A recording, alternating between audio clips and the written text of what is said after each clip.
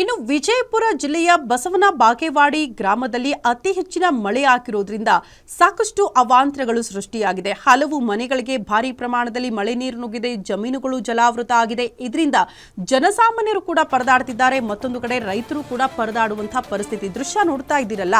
ಈ ಮಟ್ಟಿಗೆ ಮಳೆ ನೀರು ರಸ್ತೆ ಮೇಲೆ ತುಂಬಿಕೊಂಡಿದೆ, ಅಷ್ಟು ರಭಸವಾಗಿ ಹರಿತಾ ಇದೆ.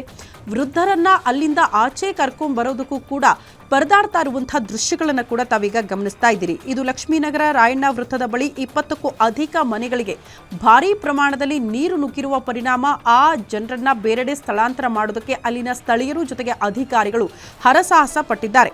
ಕೆರೆ ಪಕ್ಕದ ಮನೆಗಳಿಗೆ ನೀರು ನುಗ್ಗಿರೋದ್ರಿಂದ ಮನೆಯಲ್ಲಿದ್ದಂತಹ ದವಸ ಧಾನ್ಯ ಎಲ್ಲವೂ ಕೂಡ ಜಲಾವೃತ ಆಗಿದೆ. ಜೊತೆಗೆ ಆ ಮನೆಯಲ್ಲಿದ್ದಂತಹ ಒಬ್ಬ ವೃದ್ಧೆಯನ್ನ ಅಲ್ಲಿಂದ ಆಚೆ ಕರ್ಕೊಂಡು ಬಂದಿದ್ದು ಎಷ್ಟರ ಮಟ್ಟಿಗೆ ಹರಸಾಹಸ ಪಟ್ಟರು ಸ್ಥಳೀಯರು ಅನ್ನೋದನ್ನು ಕೂಡ ತಾವು ಗಮನಿಸ್ತಾ ಇದ್ರಿ.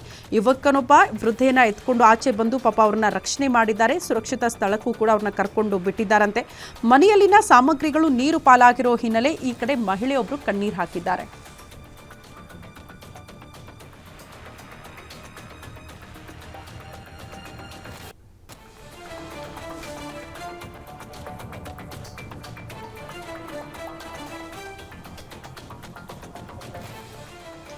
ವಿಜಯಪುರ ಭಾಗದಲ್ಲಿ ಧಾರಾಕಾರ ಮಳೆಯಾಗಿದೆ. ಬಹುತೇಕ ರಾಜ್ಯದ ಹಲವು ಜಿಲ್ಲೆಗಳಲ್ಲಿ ಇಂಥದ್ದೇ ಪರಿಸ್ಥಿತಿ ನೋಡೋದಕ್ಕೆ ಸಿಗ್ತಾ ಇದೆ. ಬಟ್ ಈ ವಿಜಯಪುರದ ಬಸವನ ಬಾಗೇವಾಡಿಯಲ್ಲಿ ಅತಿ ಹೆಚ್ಚಿನ ಹಾನಿಯಾಗಿದೆ ಮಳೆಯಿಂದಾಗಿ. ಅದನ್ನ ದೃಶ್ಯಗಳಲ್ಲೂ ಕೂಡ ಗಮನಿಸ್ತಾ ಇದ್ರಿ.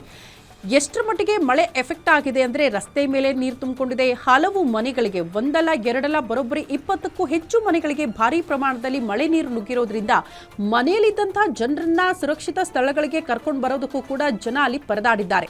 ಅದರಲ್ಲೂ ಪ್ರಮುಖವಾಗಿ ಮನೆಯಲ್ಲಿ ಸಿಲುಕಾಕಿಕೊಂಡಿದ್ದ ವೃದ್ಧೆಯೊಬ್ಬರನ್ನ ಯುವಕ ಆ ನೀರಿನ ರಭಸದ ಮಧ್ಯದಲ್ಲಿ ಎತ್ಕೊಂಡು ಕರ್ಕೊಂಡು ಬಂದಿರುವಂತಹ ದೃಶ್ಯವನ್ನ ತಾವೀಗ ಗಮನಿಸ್ತಾ ಇದ್ದೀರಿ. ಈ ರೀತಿ ಅವಾಂತರಗಳಿಗೆ ಬಸವನ ಬಾಗೇವಾಡಿ ಗ್ರಾಮ ಸಾಕ್ಷಿಯಾಗಿದೆ.